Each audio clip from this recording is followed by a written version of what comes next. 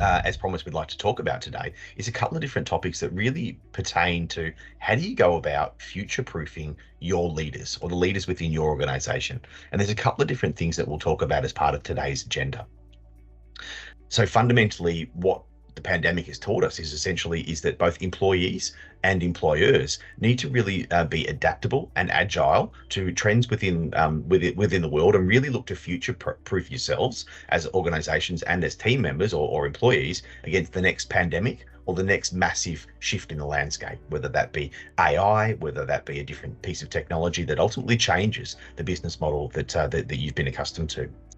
So the piece I want to highlight here for you is that since 2017, since 2015, 25% of the skills that leaders need has already changed.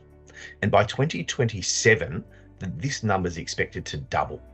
So what that ultimately says to us is that 50% of the skills that we'll need will have changed between 2015 and 2027. That's only 15 years. What an evolution of skill sets that is for leaders across all industries and for team members across all businesses.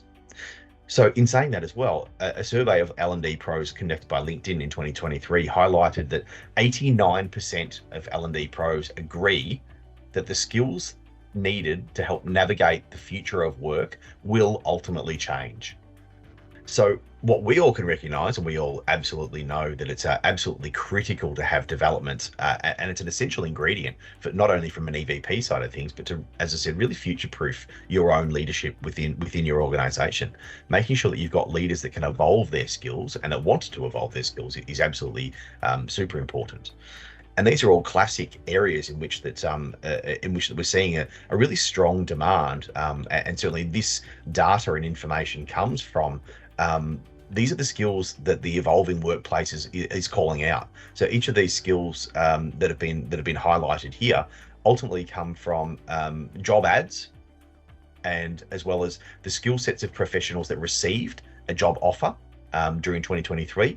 And in addition to that, for people that were directly approached from recruitment firms to say, are they in possession of these particular skill sets, to highlight the value that they're having within the employment market.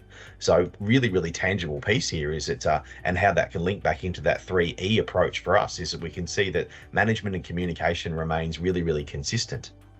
So for us as leaders, it's really, really important to know is that future-proofing your leaders is about really ensuring that they have those baseline leadership essential skills in place to build that solid foundation and help them develop as leaders. In terms of emotional intelligence, leaders need to build and support the culture of collaboration and bringing together experts with different skill sets and helping them work together. I'm sure everyone's been part of a team where it might be something where you've got your accountant in there and you've got your engineer in there and you've got your HR person, and each individual orients towards their own skill sets. And it can be sometimes a challenging working team to come together. But when you're working part of a really great team and everyone's able to harness the pieces that they bring and understand some of the variables and how decisions can be made and how to utilize some of those pieces, it's really great to be part of that team when everyone knows that they can be harnessed and their skills used to really unleash opportunities for an organization. What do you need for your organization? Is it skill sets for now, foundational pieces for leadership, or is it some of the future-proofing things? And we all know that old analogy: if you don't build a house on sand, unless you live in Dubai, of course, is that we really want to make sure is that those solid foundations are there, and those leadership essentials are absolutely critical. How does your way forward link to your own business strategy? And what is your strategy? How does it meet the need that you've got, and why do it now? Really that thinking about why are we doing this?